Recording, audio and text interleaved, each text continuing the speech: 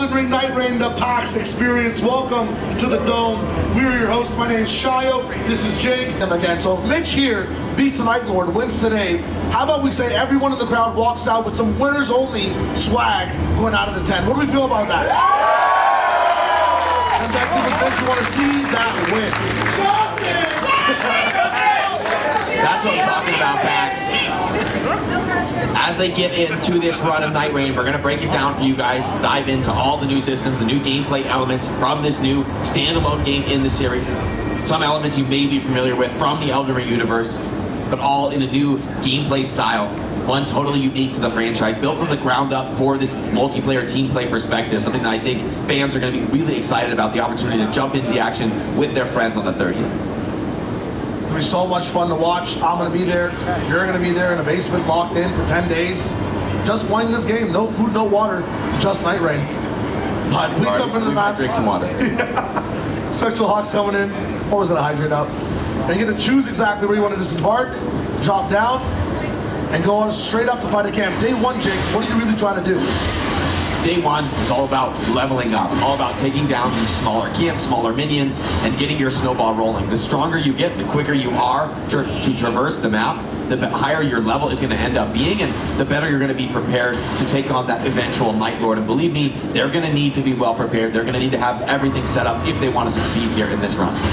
Yeah, we talked about night fares as well. Basically, the character you can pick before you jump into the game. It kind of dictates kind of what the starting weapon of your class is, how you roll as well, and what your abilities are coming into the game. So if you zoom in here on Oro's POV, you can kind of see there's two emblems towards the bottom of his screen. Those are the abilities. Just saw Wilder use his main ability right there. It's a grappling hook. So you can use it to actually scale across the map. You can grab weaker enemies and pull them towards you. You can also grab large enemies and get pulled towards them and kind of juke them out. So you're fighting a dragon, you grab its claws as it's flying towards you, juke under him. There's really cool things Wilder can do.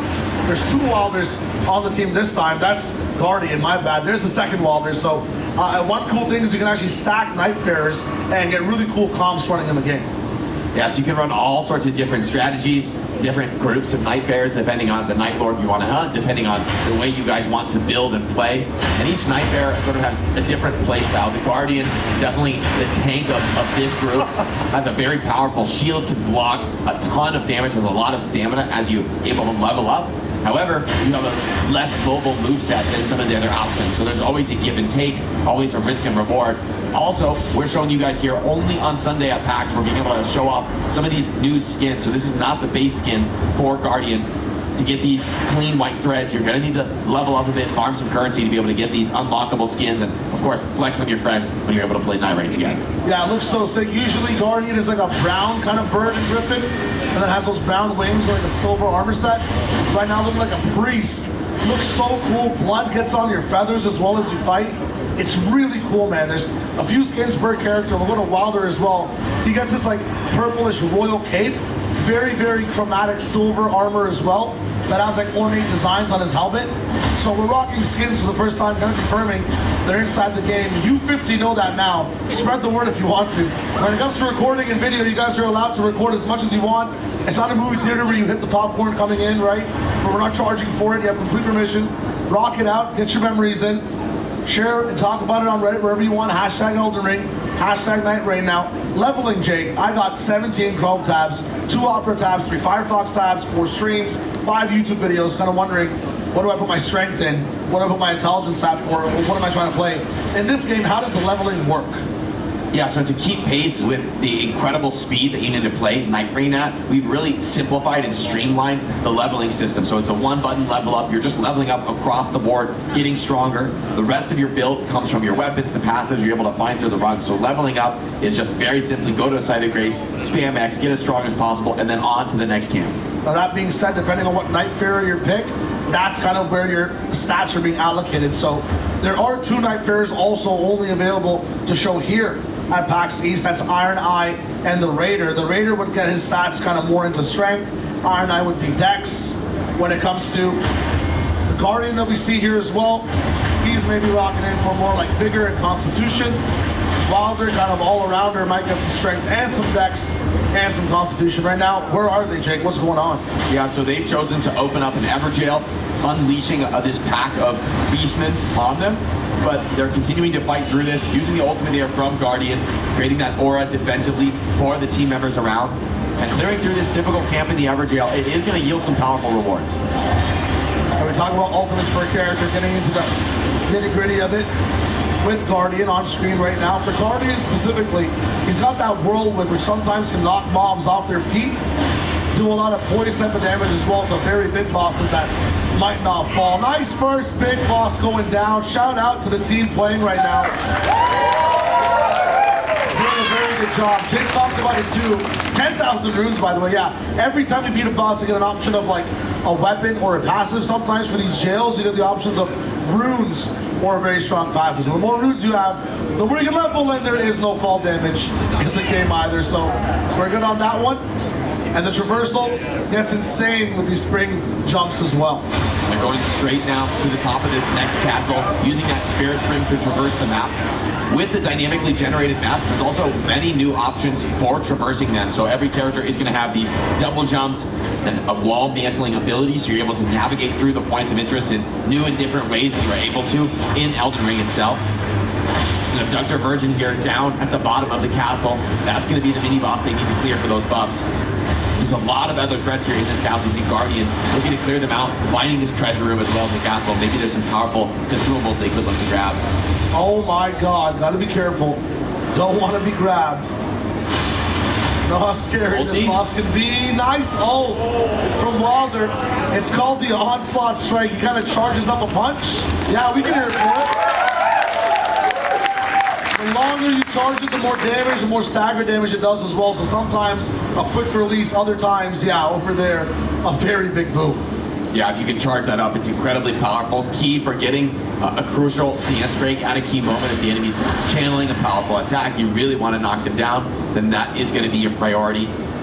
So Wilder can be incredibly powerful as one of those mid-range frontliners. I mean, this group in general, full of bruisers, right? 2 Wilders and a Guardian. They're going to be very aggressive, looking to tank through a lot of damage, stance break a lot of the bigger foes, and get for those big crit ripoffs. One change in Nightreign compared to previous games in the Elden Ring and FromSoft franchise is that while you're riposting or backstabbing an enemy, it doesn't give them iframes. So the whole team is able to just wail in on single targets. When you're 3-on-1, you're incredibly powerful, but of course, the game is full of unique new challenges to keep up that signature difficulty. Absolutely, look at that. Holding back and a nice little consumable thrown as well at these beastmen. And able to raise him down, trying to pick up this item as well. A nice cleaver. Now, when it comes to the amount of weapons to be held in the game, how does all that work, Jake? Yeah, so we've gotten rid of the overloading system.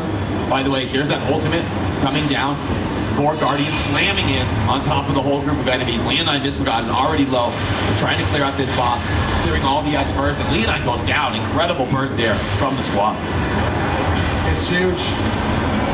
Talking about the Guardian ult as well. You can hold it for that kind of damage reduction of the rest of your team. When that Guardian also falls down, it'll be relevant later on for some of these bosses. It'll instantly revive everybody on your team that's down. So it's a very important ult. This guy's looking bloody as heck, but he's a very good protector for the team.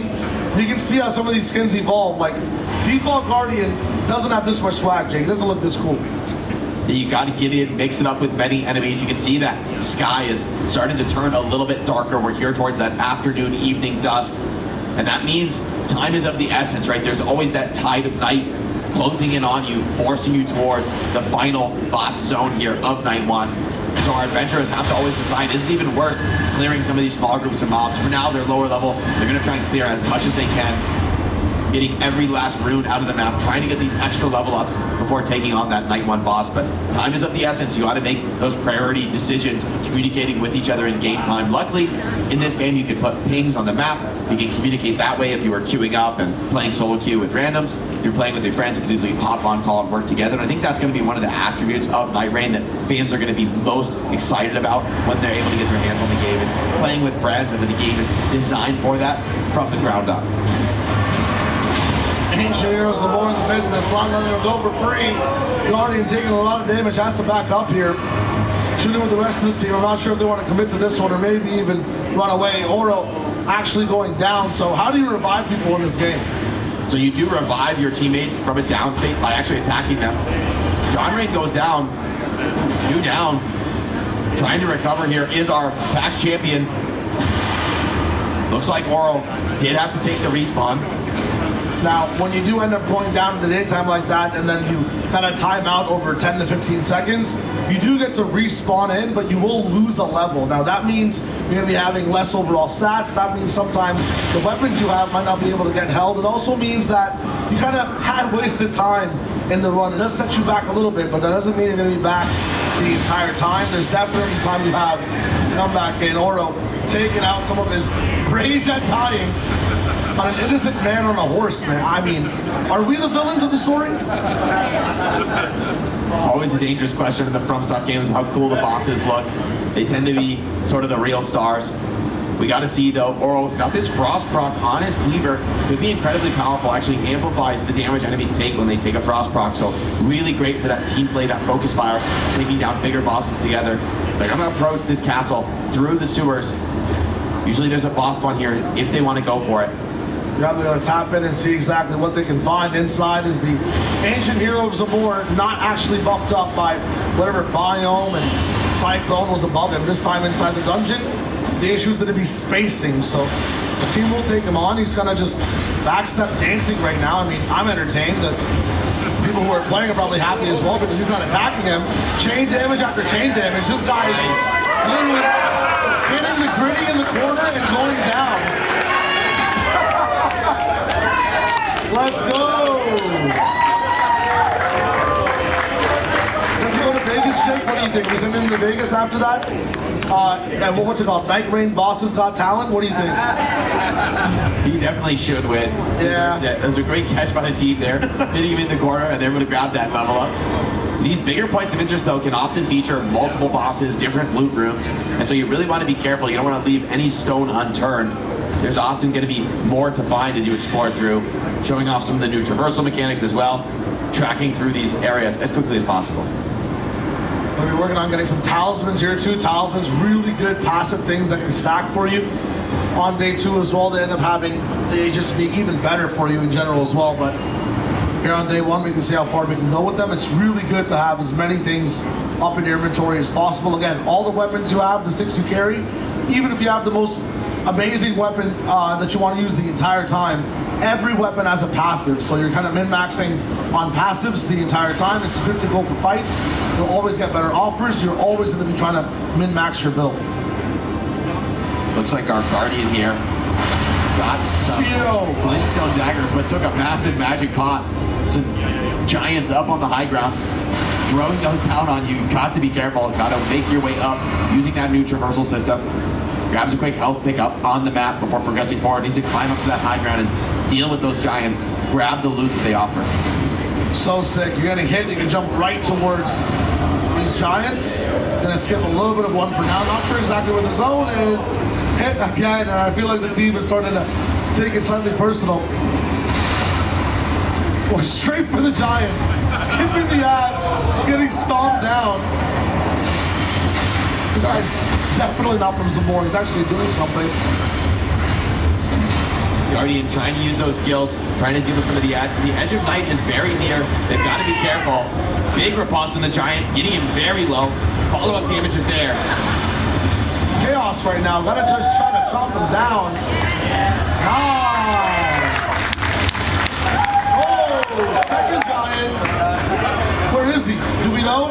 Do we also care because the zone is coming in, so sometimes you gotta let giant gons be giant gons. Not the best one. Still grabbing that. I thought it was pretty good, man. It's true. It's very true. And now they're in this tide of night. They got to move quick. Finding a spirit spring. It's going to be a boon here as they try to progress towards the center of the map. So they jumped over actually a spectral merchant there. Maybe not worth hitting while they're on the run, but there's opportunities to spend your runes on consumables, on level ups. There's a lot of choices to make through the run. And they want to grab those level ups. They want to hit those sites of grace, restore their flask count coming into the boss. Yes.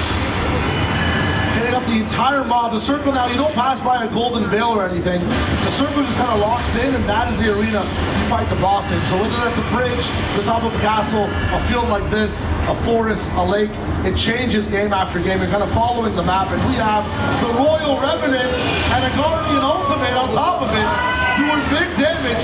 This is Night Boss number 1. They're coming in immediately aggressive right now, trying to get as much as they can while they're trying to build up that ultimate. Would love to get a posture break, but the Royal Revenant is a tricky one. Mob's buffing up as well. Kind of trying to interrupt him. Frostbitten, and now the damage starts to stack. Grappling hook available as well to maybe get close and then use that ult. Trying for it. Here comes the 1 TP. Getting up close, charging, and boom!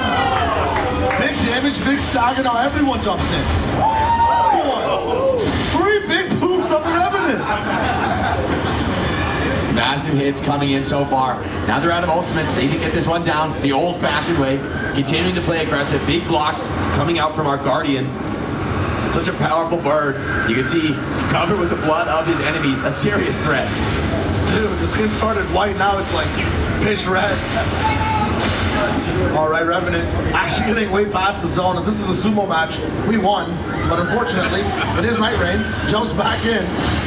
On all sides, it's really cool seeing a 3v1 because you can really turn the boss in different ways. Big slash. Love to see it. Fireballs coming everyone's way. We're going to be trying to dodge every single one of them and every single POV as well. Last lunge. More damage from the back. Down to about 15% of HP. He escapes again. This guy is a sticky one. Another ult from the Guardian. And that's what we like to see. Now, Jake, at this point, the offers you have from this boss, they're so much greater. So defeating the Night Boss is going to yield some of the most powerful rewards of the run. Oftentimes these passes can be game defining. They can lead you in a new direction of your build. So you come in, you have an expectation about the way you're going to sort of play the run to start based on the Nightfare you select, but you never know the way these passes are going to take you. You never know what you might end up prioritizing as you get into a new game of Nightreign. Now, day number 2 pops up, and Jake mentioned it a little bit, but I'll get real with you again about it. He said the map is dynamic. So I know a bunch of smart faces in the crowd were like, wow, the way these guys played that day 1, I wouldn't have gone for the castle. I wouldn't hit the ravine. They got hit by zone. Are these guys pros? I would have done it this way. The map is different every single time. So if you have that wish when you're playing Elden Ring, man, I wish I could play this for the first time again. You get that wish granted with every single Nightreign run. So castles spawn weirdly in different places. Ravines, bridges, everything geographically changes every single time. The mobs that spawn as well. We faced giants throwing jars. That could have been a magma worm on top of that castle. There's random events that happen as well. Meteorites, volcanoes blowing up, storms that just spawn golems. This game gets insane with every single run. Yeah, this could be a good moment here at the start of day 2, the calm before the storm. Ouroboros, I'm going to call you in right now. How are you thinking about this run, coming up against a dragon fight? I'm feeling pretty good. Still upset I lost the level, but we ran into some really nasty mobs there, but I think we're turning it back. And gosh, we're pretty sacked right now. I got bleed on my katana. Our friend Mitch has bleed on his flail. I'm not sure what John and Nightreign has, but I think he's doing just fine. I think we're really stacked winning here. Sounds good, sounds good. We'll leave you to it as you take on the Flying Dragon of the Hills. A powerful foe here. Day 2, will a much tougher test, that flame attack. One you've got to watch out for. But continuing to take that aggression, bleed procs, doing percent HP damage, powerful against an enemy as tanky as the dragon. Oh my god, pedicure time for the team, but the review's not good for the dragon. Still tapping into it, trying to find his feet. Grapple goes a long way here and trying to go below as well. Really hitting that face now. Flying Dragon on the Hill, sometimes you're finding him on flat ground. This time we're kind of in between like 2 mini cliffs. It's really interesting where these mobs end up spawning inside the map. Again, falls down below so we can really utilize jump shots. There's the Guardian ult. Big stack of damage. And there goes down the dragon. So trying to find that riposte. Able to hit him hard square in the face. And then maybe follow up with a boom after the fact as well. There it is. A second one coming in. The damage team. Ooh. It's enough for the Dragon to hit him for now, but they just gotta go around and breathing fire and take him down. Yeah!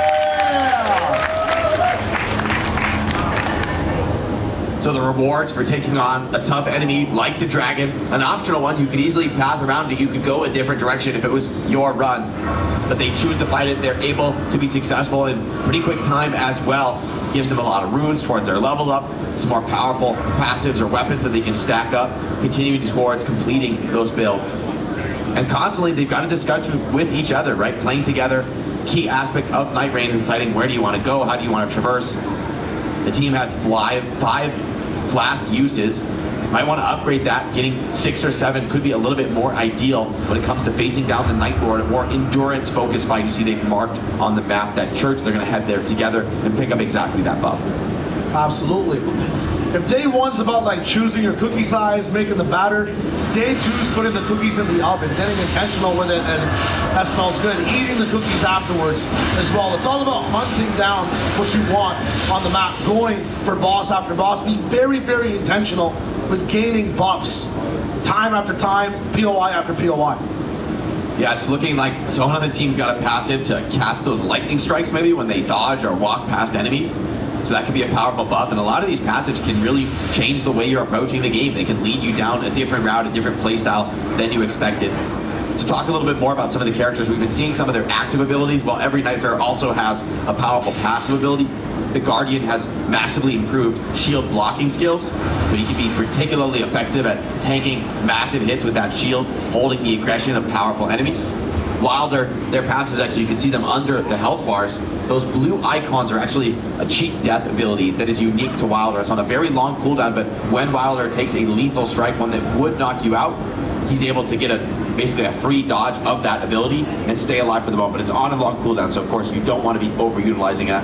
Another Everjail, going to be open, Stone Sword Key deployed. Let's see what comes out. God's gonna Balsam joining the fray.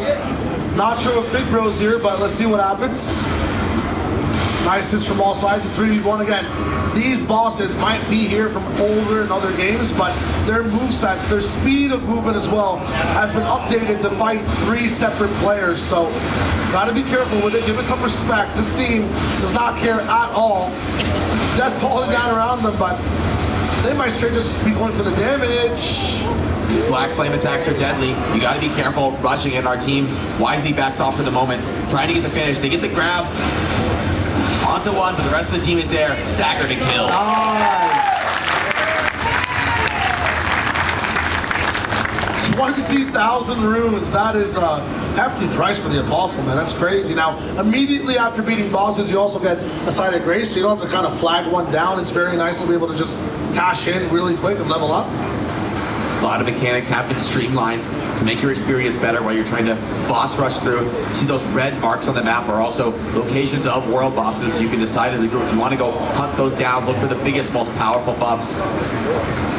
Looks like Nine is begun. Oh no, it's a Bellberry Hunter. Uh-oh. Much tougher foe. Immediate ult comes in. Weapon art's being used as well. Now this guy is tough to beat, tough to stagger. We're looking at the POV of a few dodges here real quick as well. He's going to be hitting in 360 degrees. His sword telepathically just thrown around over and over again to actually get him down. But he's not relenting. Another knock here real quick. Very hard to voice through these hits, and playing at range can be its own risk against the Bellbearing Hunter. Has some powerful ranged moves telekinetically using that sword. Guardian trying to hold the aggro, trying to tank through some of these heavily damaging skills, trying to finish up that ultimate, but even the Guardian gets thrown on his back. I was talking about some of the mechanics these people have now that's new. They'll just end up maybe aiming at one person, going right for another. Onto the Guardian. The damage is insane. Nice stagger again. Our heroes trying to fight this one out. Guardian going in for the ult from above. And now he's holding it, so no damage for the rest of the team for him as well. He just stays strong. That's why they call him the Guardian. Shield up as well. But the Bellbearing Hunter does not care about one person. He wants to hit anything that's in his way. Nice dodge from the team as well as they keep up the damage. Oh my God. Ouroboros takes a big hit, needs to back off and heal. They're chipping down this health bar. Guardian, low stamina, but he gets the backstab. Big hit on the bell-bearing Hummingbird. So locking in, wait for the stamina. Little by little. Yeah. Little by little, they're chipping him down, getting him low. Some final attacks coming in. Speed, always the name of the game in Nightreign, so you see why our group is never backing off. Turns around and just barely evades that ground. That is crazy. Jumping over the sword, behind him, beside him, trying for it. Ult's about to come up again, so maybe they just cash in and use it. There's a stagger. They're just jumping on him now. Beat him up! Beat him up!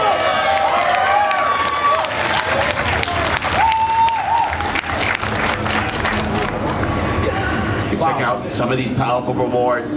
Could be that last item drop that gives you the run-defining weapon, completely changes your strategy as you're headed in towards that final boss. There's still a bit of light left in the sky, maybe a couple more points of interest they could try to hit, get that last level up. Level 11, level 10, these are on great pace so far in the run.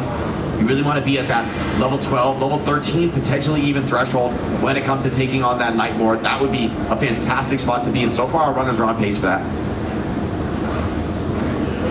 So pressing in, you can see kind of the traversal that happens here as well. The rest of the team getting ready to fight. It seems to be the Albinorics. I mean, they're just kind of chilling around, but Kind of hapless after defeating the Bell-bearing Hunter, these guys. I swear to God, man, that we gotta investigate who's writing this story. Ooh, Nagakiba here as well. Again, you don't have to use these weapons, but the buffs themselves can just sit in your inventory. A weapon that a lot of people love, though, the reach of the Nagakiba is just so long, so I end up picking that one up just in case. And yeah, that just looks cool. I mean, 4 glint swords, a spear on your back, and then holding the Nagakiba, walking through a lake, Jake. I mean, rate the drip. The drip is on point here. Love the Nagakiba as well as that. I think that's the Crucible Knight spear on his back. So able to get a lot of iconic weapons. That Glint Blade passive is especially powerful, giving that consistent damage over time, even while you're just evading and dodging. But you can see it's turning to dusk here. Our group has to keep moving. The zone's going to close on them eventually, and so they want to get everything they can before that tide of night encompasses valuable points of interest. Always a race against time. Guardian taking on an entire camp of innocent villagers. The team comes in as well. We take him out. Now, it's really interesting. Sometimes you have like archers on wolves over here. Sometimes you have battle mages.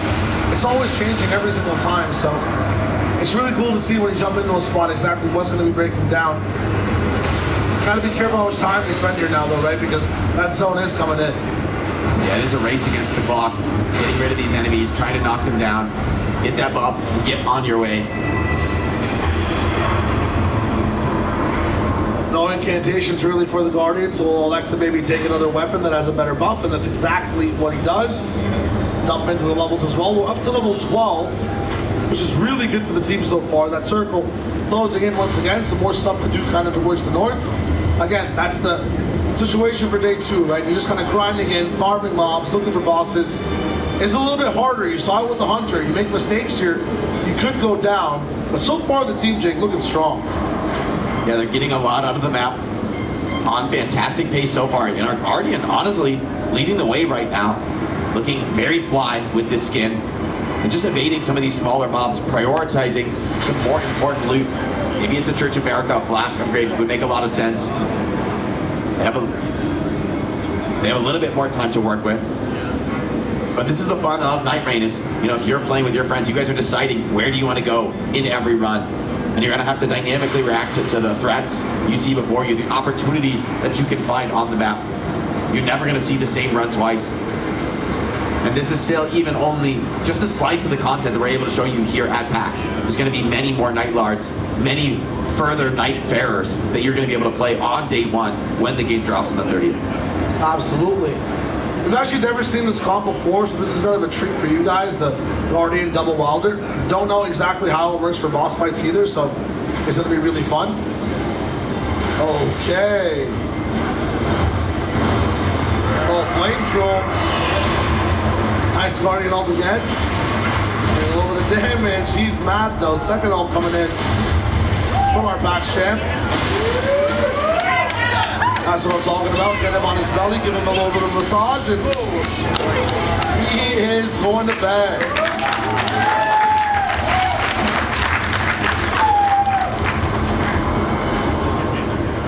Our Guardian now, getting leveled up, getting some more damage negation. Definitely fits the tanking playstyle. You can see that Spectral Earth tree in the sky. Gonna be the final location. I want to see our runners grab as much as they can before coming to that zone. Time is of the essence though. You can't spend too long. Maybe just a few more of these Royal Knights. Nice opportunity to farm some souls. We gotta be careful. I mean, really just picking apart all of these Knights in like a matter of seconds. Their damage right now kind of insane. Their reach on these weapons crazy too. The team working in tandem. I'm liking what I'm seeing. Stretching across the horizon, man, it looks so cool. It's gonna start wrapping over behind them as well, and suddenly we're kind of, before it was a very open field, now it's kind of a divot with a cliff on the left. If this boss kind of pushes them out, they're gonna be in a little bit of trouble. Gotta make sure they're not gonna be in the worst spot when it comes to taking this one down. Clearing these undeads is going to be important. In order to spawn the boss, you got to clear all these ads. Usually these shouldn't be too much of a problem for a properly leveled run, but at the same time, you don't want to waste a single heal, a single consumable. We've seen runs end from overconfidence here on night 2 in particular. Even strong runs as good as this, so the runners got to stay focused, staying locked in here is key. Nice. Trending with the other players, looking at their damage as well. Guardian really looking like a part of the team now. The Wilders, I mean, perspective of Mitch right now, this is the Mitch Wilder. He's looking insane.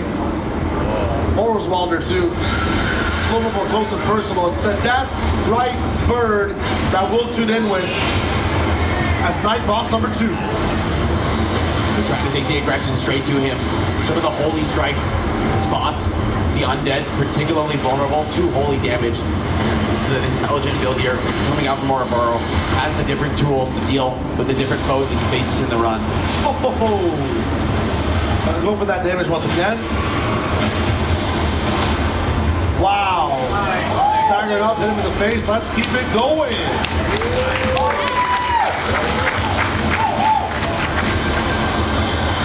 Massive damage, but the Death Right Bird flies back, goes for a massive arena-wide AoE. Clean dodges from everyone though, stabilizing for the moment. Eyeing each other down. Linstone swords come in after the fact. The team kind of surrounds the bird once again. Now this bird, so agile, able to go back, forth, do expecting motions as well, but he's really tuned to try to deal with all 3 members at the same time. They do a good job at staying behind its back. Always have one person just trying to go for the aggro for it.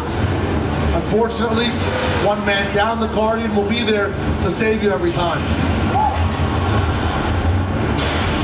Guardian, such a powerful Night Fair when it comes to resurrecting your teammates, keeping them in the fight, can block even some of these very powerful strikes from the boss. You see, just shielding those with clean timing on the blocks. Got to worry about that death status though. As that builds up, it would be an insta kill. Once again, another stagger opportunity for our opposed. The team is just wailing on the Death Right Bird. Send this bird back to his nest. Just 2 more hits here.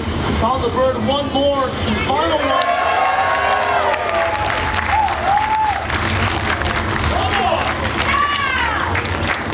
That's what I'm talking about. PAX East, incredible stuff here. They have some very powerful final choices to make, and then it's onward, teleporting to that final arena where they will be facing off against the Night Lord. They're going to have one last chance to shop, to decide what they want to buy with these runes. Is it one last level up? Is it some key consumables? This is also a great moment for you guys if you want to grab a picture, a video, this final walk up to the boss. And remember, no one outside of PAX East has seen this boss. It's exclusive for you guys here. So it's definitely some great content to grab, and it's a beautiful cinematic masterpiece on the approach. It's that FromSoft long-range cinema. Beautiful backdrops they always make. Here we go. Look at that. I mean, not the UI, but look at the back. It's crazy. We're gonna better look in a second. Past these white doors is gonna be that Night Lord.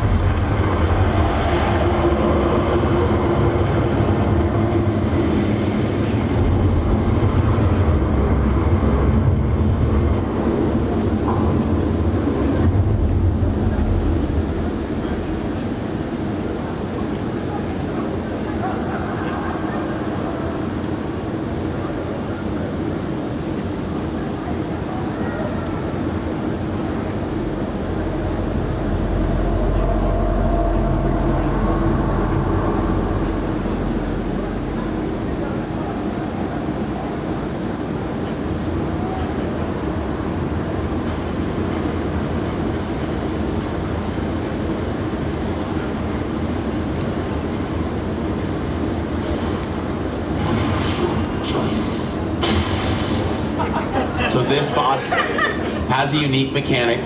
One last opportunity to make a deal or no deal with Libra. Each buff comes with a compensatory debuff. Sometimes worth it, sometimes not. You get to decide. Could be risky. You could buff the boss up.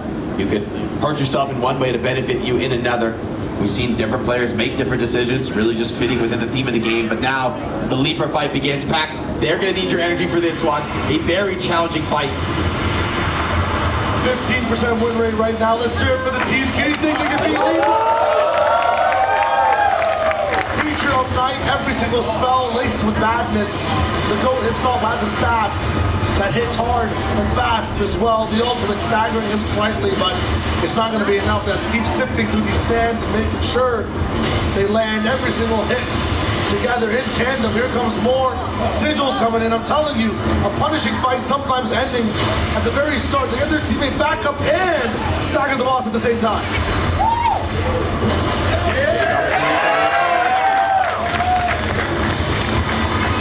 Now, if Mitch ends up winning this fight as well, no pressure because they're doing well. You walk away with a I defeated the Night Lord t-shirt. So let's hear it for Mitch. Shirt that's barely been given out, no pressure. Lock it back in over with Team Bandai. That Guardian still has the ult, still has a whirlwind. Right now, sigils pop up.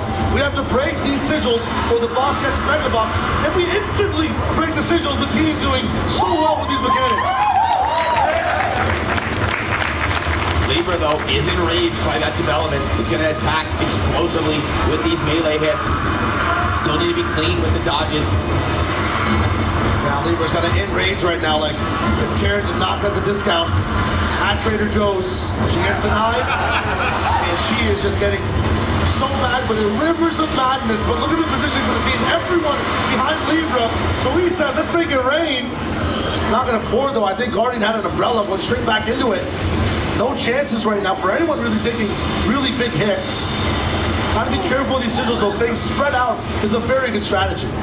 Our runners staying patient, continuing to put that damage in over time, making sure that they do not get ready to enrage. Another posture. Oh, the post as well. Slapping the boss, the Night Lord, in the face.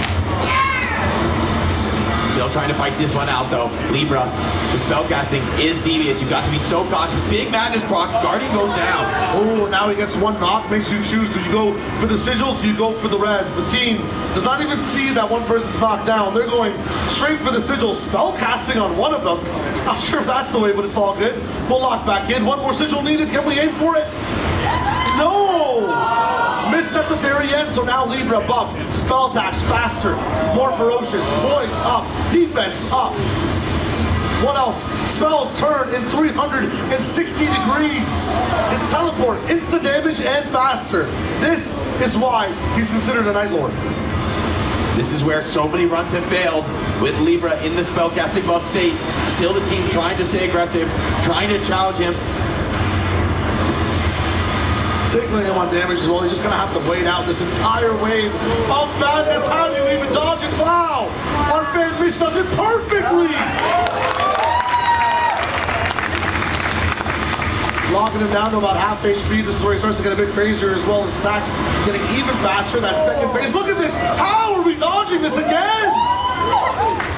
So clean for Mitch right now. Everyone now continuing on the aggression, trying to survive this madness phase. You gotta grab these pips off the ground. The madness proc. Everyone also trying another madness proc.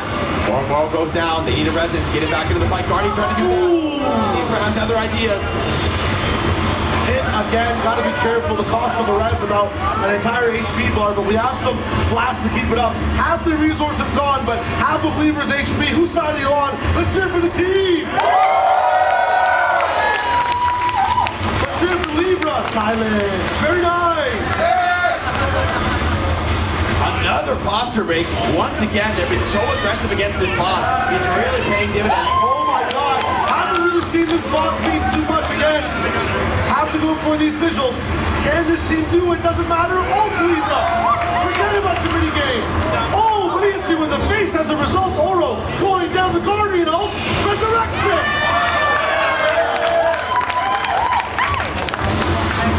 Mitch trying to stay aggressive, still keeping the fight But this is an enraged Libra. One of these strikes could be deadly. Watch out, watch out, watch out! So close. No flasks left now. 4 minutes, but he does have a warming stone. Libra not letting him have him free. 1 HP for Mitch here. Gotta be careful. He does put down a little bit of an area of healing. Libra can teleport at any moment and change a target. We have to be careful here. He's gonna watch, okay. Trying to heal up in the warming stone. Let other players take the aggression for the moment. Sigil time. They don't have any ultis for this though. Uh-oh, they're gonna try to just break it with their... Whoa! Down to 20%! Let's see if we can do it. Back over to Mitch. Come on, Mitch. Holding it down, trying to dodge the attack. Oh my god. Rolls down, but the boss is low. 3 stamina bars worth of damage. Mitch is going to go for the revive. Maybe it's better to go straight for the boss. We may never know. Meanwhile, the boss kind of making a fool out of the Guardian at the same time. Nice dodges. Going down. Down to 2 dead guy. Swift dodges over and over. Has a flash to be able to use as well. Have to wait for the ultimate. The ultimate could revive everyone right now. Gotta be careful. Low HP. Flash the max HP. And we're waiting for it once again. Libra, low, going for one of the reses. He got him up. Ooh, hit again.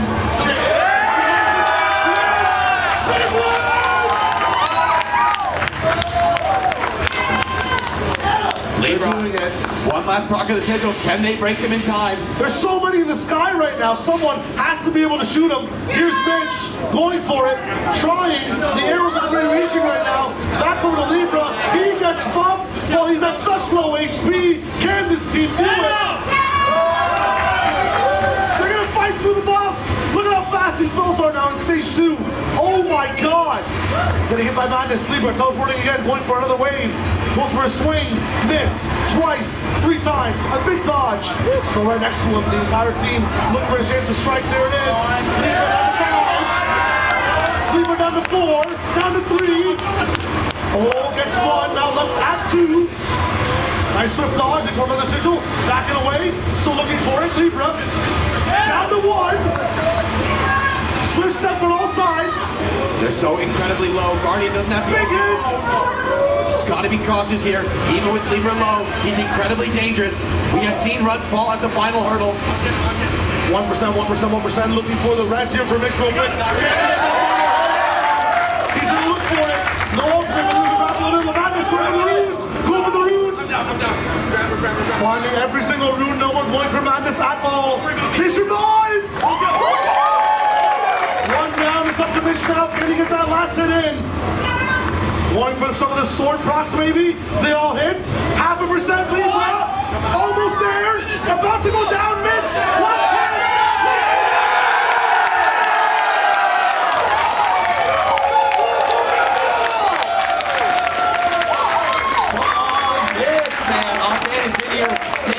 Day, waiting for his chance. Now he strikes and he is victorious. Congrats, PAX East. What a cinematic masterpiece. And that was just one Night Lord, just one little piece of what you can expect on the 30th when Elden Ring Nightreign drops.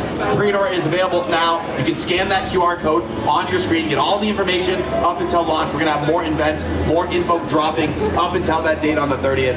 You guys have been fantastic here at PAX East. So let's hear it one more time for the team. 8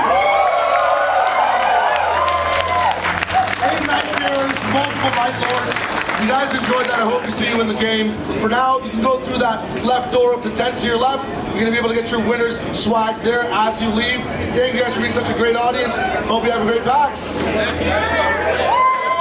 Bring it.